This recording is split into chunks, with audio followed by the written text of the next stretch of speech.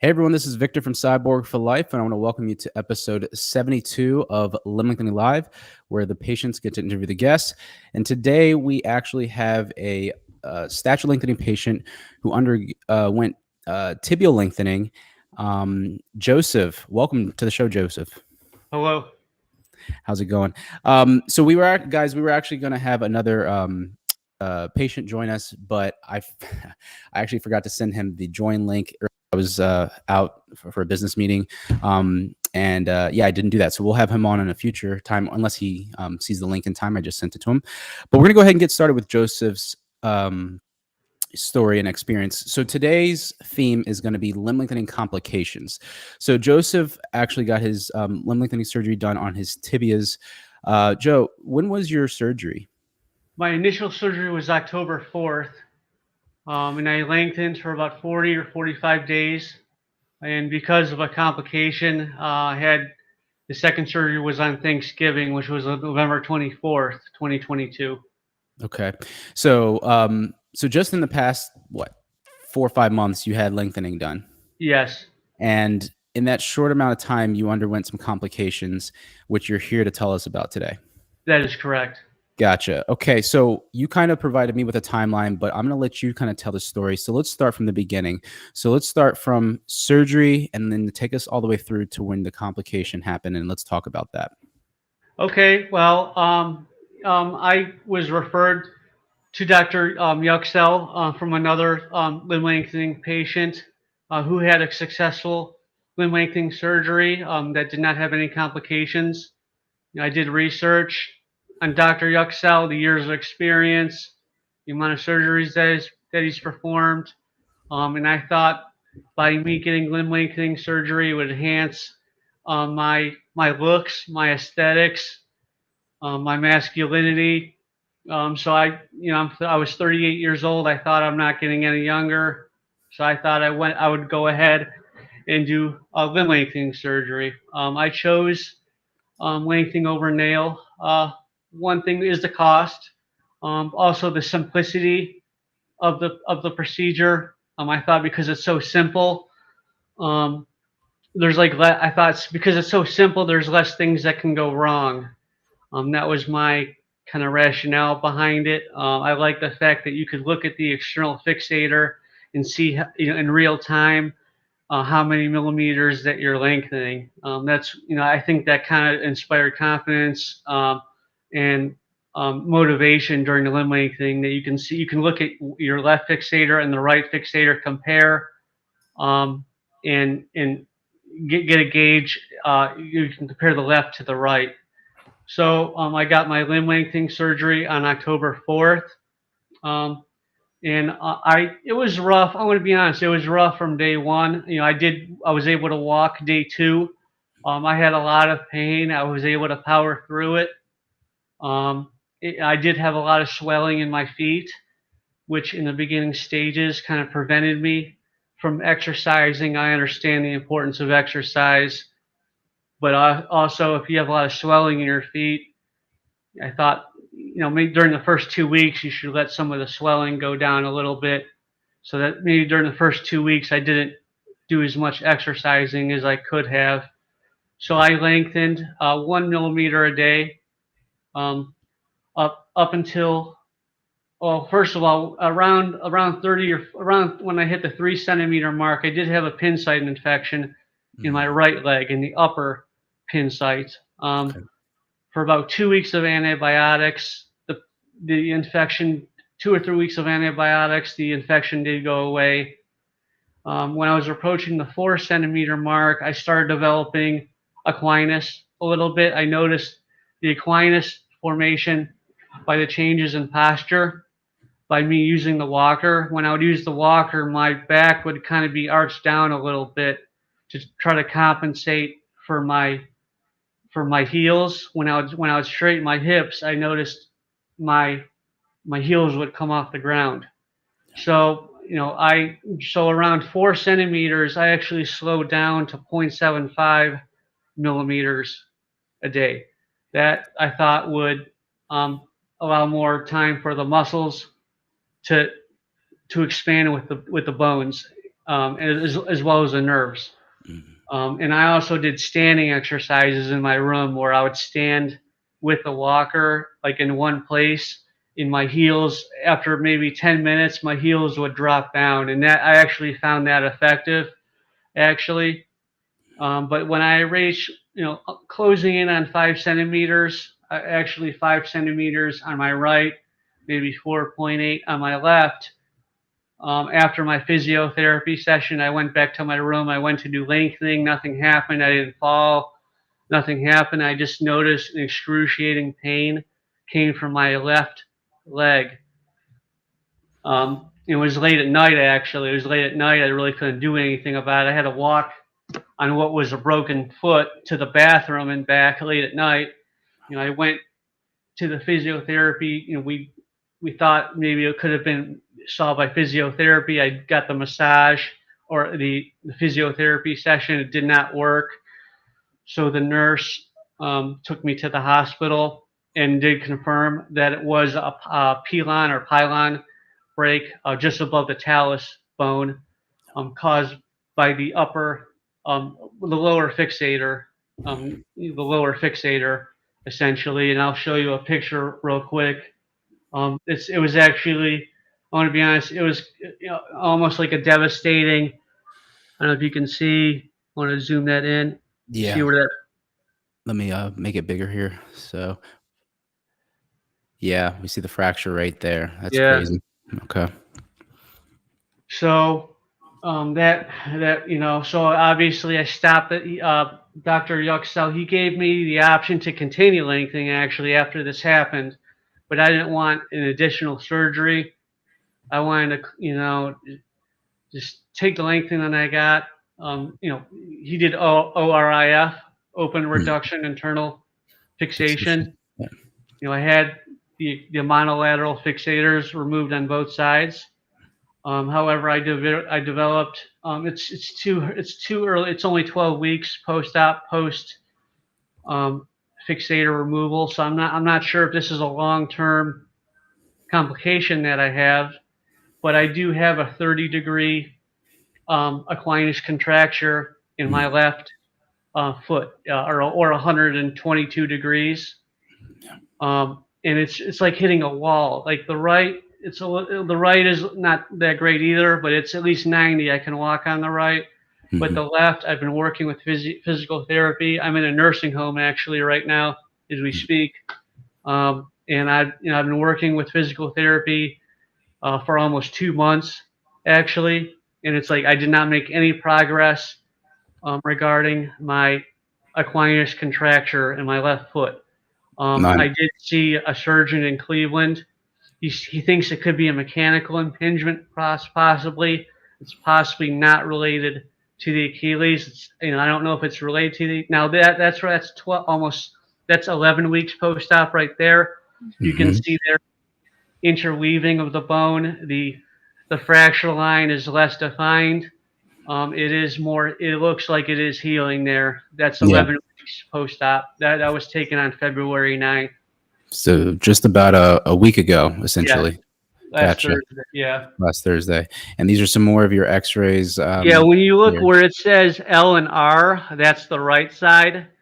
So that's the lateral view of the right side. As you can see, the posterior part of my tibia, it looks like there's calcification. Mm. If you look at the anterior, a little less, but it looks, I think that's pretty good consolidation for 11 weeks. If you keep on, yeah, scrolling, I can show you the left, but yeah, that's my left pile. You can see it's interweaving. Yeah. Yeah, yep. I see that, man. So, so a week ago. So now, when you told me that you had this pylon fracture, it seems like it's starting to heal a little bit better now. You went to another orthopedic surgeon when you got back to the States to kind of see over your recovery. Can you talk a little bit about that? Yeah, I did see an initial. I really don't want to say the surgeons right now Okay. because Yeah. I'm working with them. I did Right. see an orthopedic surgeon.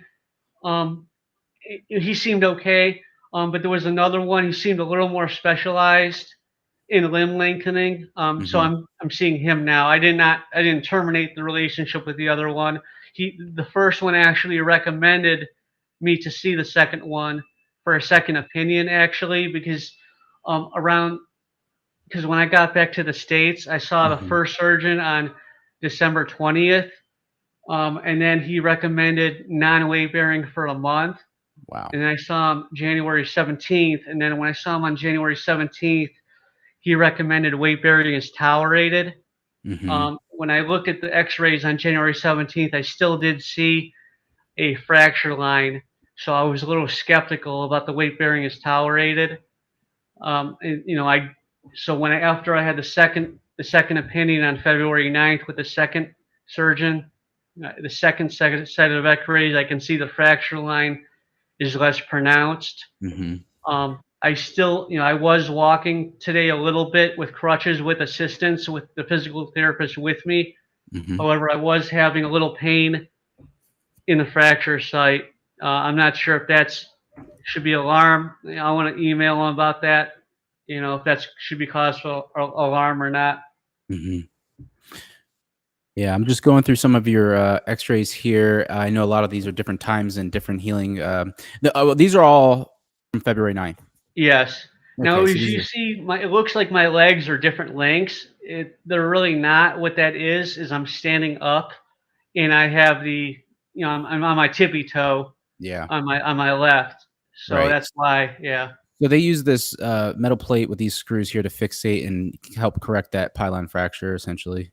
Yes. Okay. Now, what's the prognosis for this complication? What did your surgeon say? The one you're working with now, that is he optimistic about a full recovery, or? He said I may need a surgical correction, either for Achilles lengthening or a ring fixator Mm, with distracting with the ring fixator, I guess, to lengthen the Achilles tendon. Or um, I did get a CT scan actually, which I didn't see. mm, So he has more intimate knowledge of it. But he said to do aggressive physical therapy. And I'm going to do probably as my bone heals more, I'm going to increase the aggressiveness yeah. of the physical therapy, and see how far I can go with that for a year. And then after a year or so, then I'll make a decision if I need another surgery on the left side or not. Gotcha. Man, that is one big ordeal. Here you are just trying to get limb lengthening done, and then you end up with these complications. I'm so sorry to hear that. But I think that the reason why I'm so glad that you came on to share your experiences, you wanted to kind of make a note about, first of all, you wanted to talk about the device. So if you want to talk a little bit about lengthening over nail. Yes, I used to be a big fan of lengthening over nail actually, but obviously now because of my complication, after the pin site infection, after the pilon fracture, I mean, I personally would not recommend. I know a lot of people do LON and they're perfectly fine. If I would have done precise, I would have never gotten infection. I Mm, would have never got the pylon fracture, and I would have been able to lengthen probably a little more. So in hindsight, maybe I should have done either precise or another internal method. mm. So you're pretty much convinced that this how did they say that the fracture happened? Did they say like it was just from the poor fixation, or what exactly happened? Um, the team actually tried blaming me. They said, "What did I do?" Or they said, "What did Mm, I do wrong?" And all I do, I do physical therapy. I go to my room and I sleep. yeah, I mean, I went to Langton. When I went to Langton, I started feeling pain. yeah, So, I mean, I didn't do anything to cause it. gotcha. And you had so really the I guess the good thing about the complications you have, I'm going to try to bring light to the situation, is that a lot of these complications are ones you can recover from. Like the skin site infection, pin site infection. A lot of times that's antibiotics. You can handle that, which it's probably gone now, right? Yes. Yeah. The muscle contraction, like you said. How far did you lengthen? On the right side, like 5, and the left side, I think was like 4.8. before the injury. I mean, the Yeah. complication. Okay, so 4.8. So you're very close there. 0.2 or 2 millimeters is really not a huge difference. Most people have discrepancies bigger than that, and they are fine. So that's a good thing there. So as far as the contracture being severe enough to need something like a gastrosoleus recession or uh, Achilles tendon lengthening, which I don't think that they're going to necessarily need to have to do. Like you said, trying to get aggressive with your physical therapy should loosen up those tissues and get back the pliability to full function. But the fracture, again, with good correction and getting back proper alignment and getting that fracture healed up. I mean, again, the good news is that you should recover really well from this. Where are you at right now? This is where these X-rays right here weren't taken today, though. Those were taken 1 week ago. Oh, these are all from. Oh, so everything you sent me was from February 9th. Yes. Okay, gotcha. Okay, gotcha. So then, yeah. So looking at this, let me just pull it up here and go a little closer. Obviously, I know that this isn't like a real way to look at an X-ray because it's Yeah. on a computer screen. But you based on it, like the fracture is healing. You're getting good consolidation in the fibula and like the tibia as well, right? Yeah, the left side's lagging a little bit. Yeah. As you can see, the right fibula is a little better. Mm. The doctor thinks the left fibula will heal. Okay. Yeah. Yeah, yeah. That's I'm that's what I'm so glad. But I'm really glad you came on for this. So what I wanted to do, like I know the other guy was going to come on, and I've really kind of mad at myself for not sending the link out where he was in the group. But he actually just wanted to talk about his complication, and then we want to make like a learning experience about all of this. Is that he had tibias lengthened as well, and he developed a contracture an equinus contracture in his ankle, and they had the surgeon that he got it done from tried to do Achilles tendon lengthening, and he actually apparently the surgeon either nicked or completely severed. I'm not sure what it was. His sural nerve, which if you don't know is the nerve that runs down. I think it's posteriorly, and there was some neuropathy that he had from that, and so I think he might have nicked it. I don't think he completely severed it, but yeah. So the point is that I wanted to bring up is like picking your surgeon. So if you want to talk a little bit about your experience and like how you picked your surgeon and what you suggest to patients who are thinking about.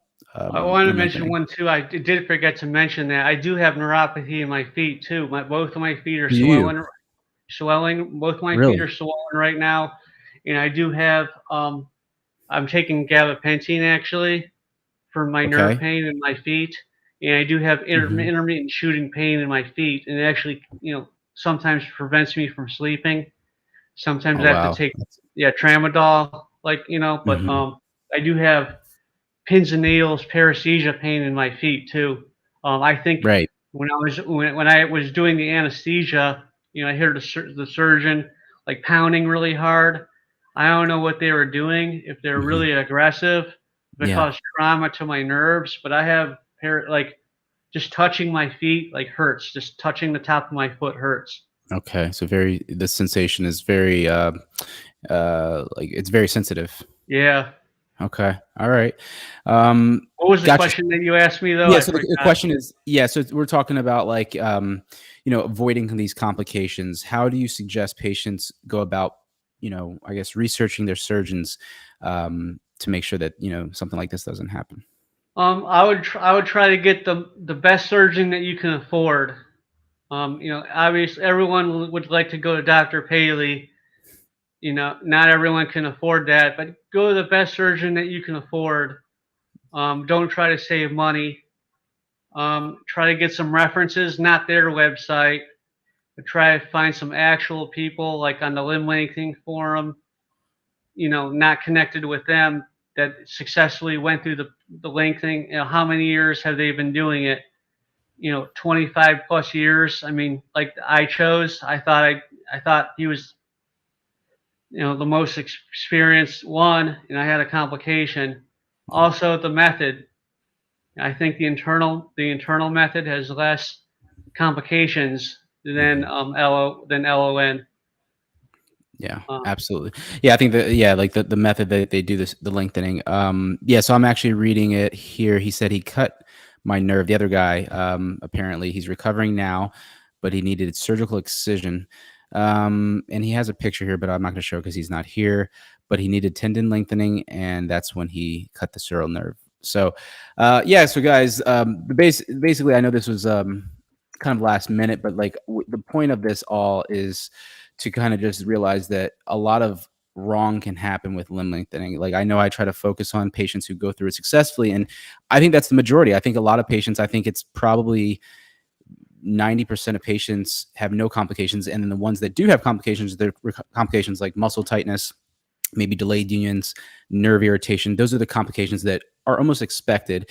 But the complications like these were like fractures and things like that, and then surgeon teams blaming, the patient and stuff. That's probably, I think, like 2 or 3% of people who get this done, at least that comes through me that I find out about.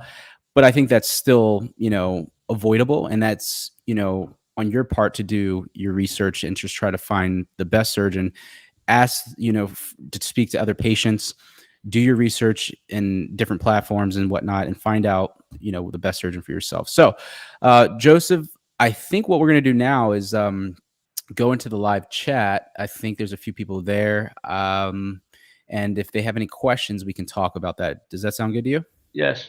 Okay, so let's go ahead and do that. So I'm going to go ahead and go in here. So who do we have? Hey, Ben Mendoza. Always, he doesn't miss one. Ben, do you have the notifications on? All right, so we have Kenzie Spiegel. Wait, this is Mackenzie. Kenzie, what's up? It's been a long time. She had a lot of complications as well. I actually interviewed her. I think it was like late 2021. And she talked about her complications. How are you doing, Mackenzie? So she said, I had a femoral osteotomy to straighten my limb, which is her femur. She ended up having 7 surgeries due to complications, infection, non-union, broken hardware. I hope she's doing well. I hope she responds. But I'd love to have her on and just to do a follow-up on her. But it just shows you that anything can happen with this surgery, right? Like it's not guaranteed. So if you're getting it done for discrepancy or deformity, you're going to hope that the benefit or the result is better than what you're living with. But if you're getting it done for stature and you're perfectly fine, you got to understand that there are risks, but you can minimize those risks by picking a good surgeon and doing your part as a compliant patient. And this is some serious stuff, guys, because these are your legs, okay, or your arms if you're getting that done. But like these are your limbs, so you want to take good care of them. This is your physical health, and it can affect your emotional health and everything else. So you do not want to end up with a complication. Joesph, luckily, is seeking good medical care now, and he's on the road to recovery. But I get a lot of messages from patients who get this done from people, and they don't end up well. So another doctor from Turkey. It seems like all the horror stories come from there. Avoid going there at all costs. It seems. I hate to say that but there are certain clinics that just are less experienced in this procedure, but there is a really good surgeon in Turkey, which I did an interview with, and we'll be putting it out sometime later this week. So people are working on that. After Hamid, Victor, do you think his complications were because of his doctor? Joe? Well, I mean, I really don't know. I don't know. I'm not sure. I'm not sure if it could be the screw placement, the size of the screw. I mean, I really don't know. I don't know the answer to that. Mm. I really don't know the answer to that. Okay, no problem. Yeah, and honestly, that's the thing. It's like even if it was nobody's fault, the point is that it should have been taken care of by them. They say, hey, look, that happened, let's take care of it. They started to blame you. I think that's kind of really not cool. Reaper saying, if I heard correctly, Joesph started at 1 millimeter per day and then went to 0.75 millimeters later. I thought the standard is 0.75 on the tibia as well. So is that correct, Joe? That's correct. Yep. Okay. Yeah, and that's interesting that they started you. Did they tell you why they started you at that rate? No. I mean, I just that's what the surgeon said to do, so that's what I did.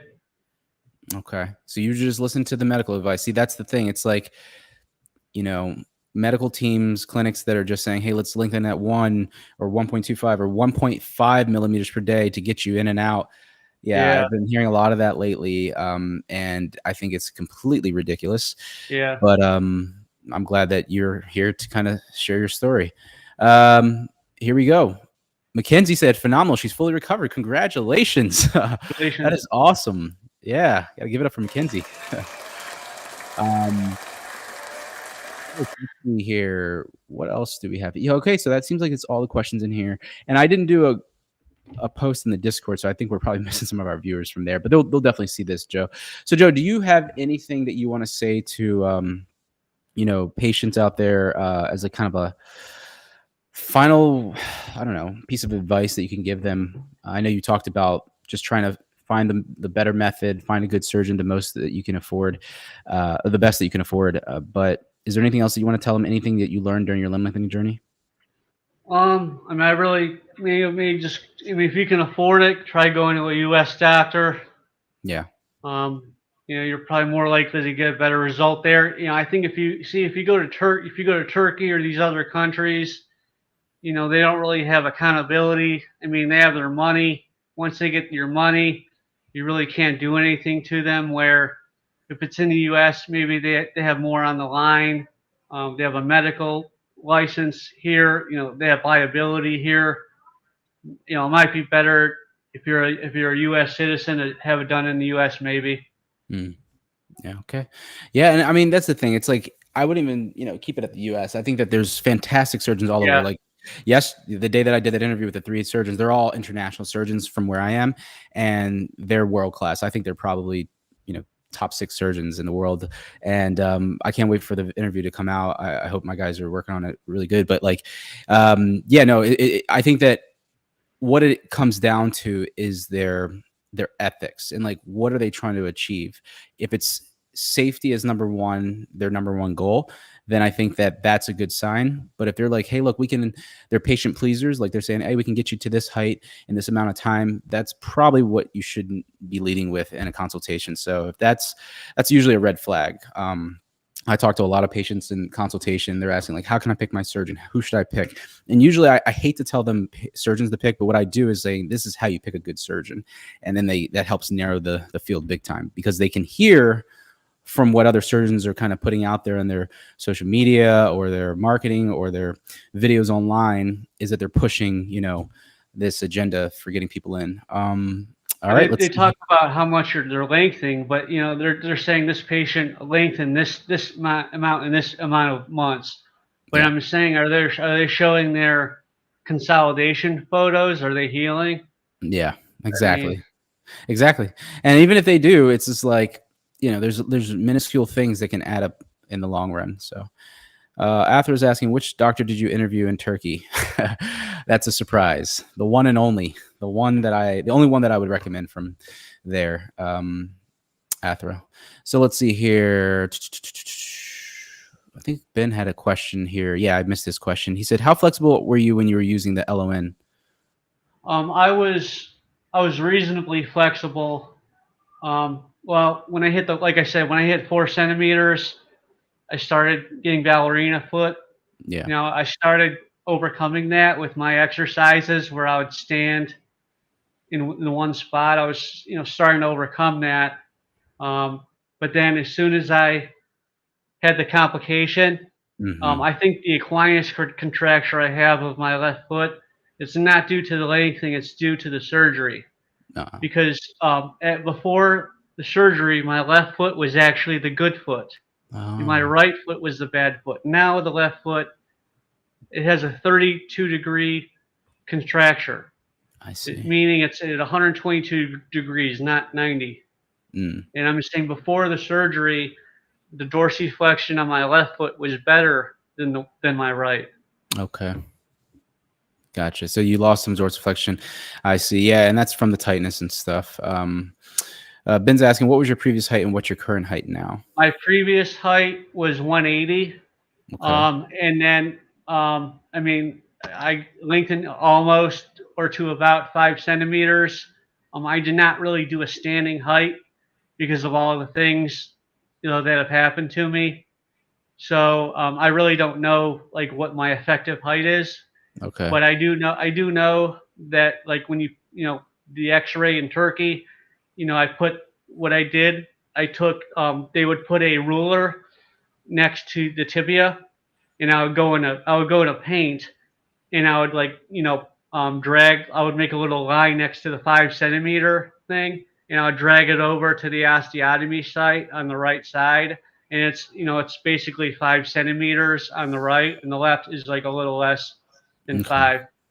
But Okay. I So couldn't about really 2. correct. I mean, I would have corrected that a little bit, but I had the complication. Yeah. So like I had to stop lengthening immediately. I couldn't really do anything. I couldn't really lengthen or make any adjust. I mean, I didn't. I could have lengthened further, but Yeah. that would have required to make new holes. With the fixator into the tibia again. My tibia already failed once. I didn't Mm, want another failure, so I just quit while I was ahead and just gotcha. said that's enough. Mm, okay. Well, the good thing is that you're on the road to recovery, and I'm so glad to hear that. So we'll definitely have to follow up with you in like a couple months when you're all back to normal. Now, you said you're recovering in a nursing home right now. I am. Yeah, I'm in a nursing home. Yeah. What is your surgeon's prediction for how your recovery is going? Like, or should it go? Well, yeah, my follow up with the second surgeon is in 5 weeks. Mm, So it's a little too early to predict. He does think, he did say I may need a correction. A correction means a surgery yeah. of my left to correct that equinus because it is severe. It's like 32 degrees off. I mean, Oh, man. and it's not like spongy. It's not like spongy. It's like hitting a wall. Okay, it's very, And very solid. when I got to this nursing home January 10th, they took measurements. It is not improved at all. My strength has increased.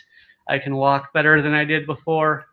But my dorsiflexion angle, it's still like 132 or 122, 122. Gotcha. Okay. Yeah. So you're still working on that.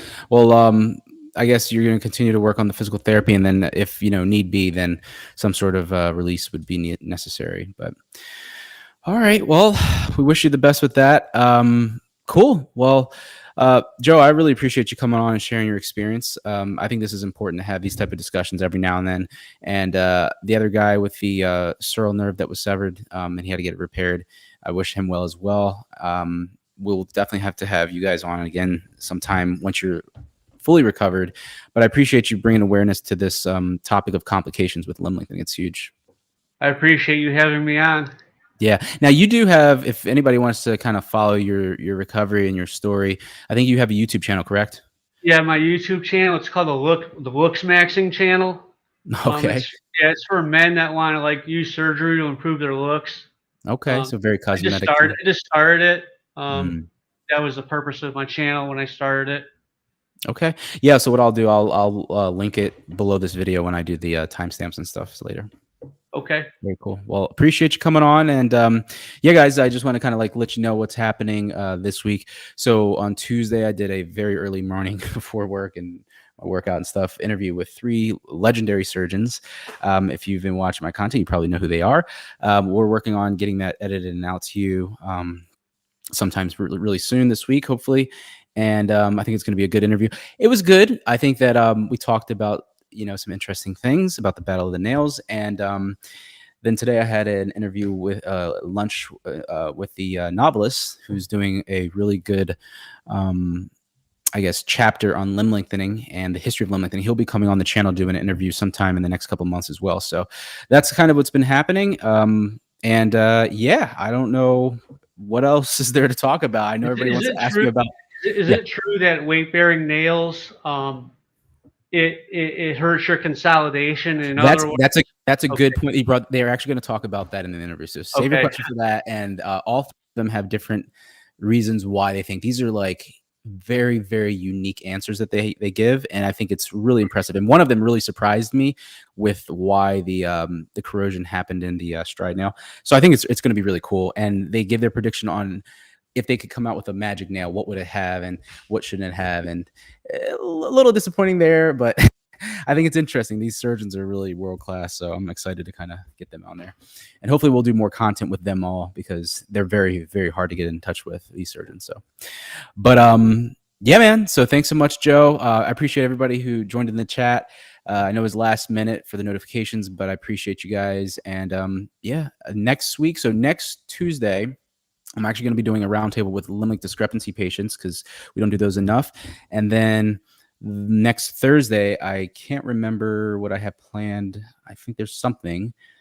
Can't remember right off the top of my head, but pretty soon we're going to have a big roundtable with stature lengthening patients. Like I'm talking like 8 to 10 of them, because the roundtable for the limb length discrepancy is going to be like 4 or 5, because we don't have as many people that reached out for that. But stature length, I'm going to try to get people from old and new, and it's going to be crazy. So, all right, guys. So that's what's coming up. If you guys have any questions or comments, you can leave them down below. You know how to reach me, contact me, and then I'm gonna post his link to his YouTube channel, so you can go subscribe to him, follow him, give him some support. And yeah, that's pretty much all I have for you guys today. So until next time, this is Victor from Cyborg for Life, signing out. See you guys next time. Thanks, Victor. Peace. See you, Joe.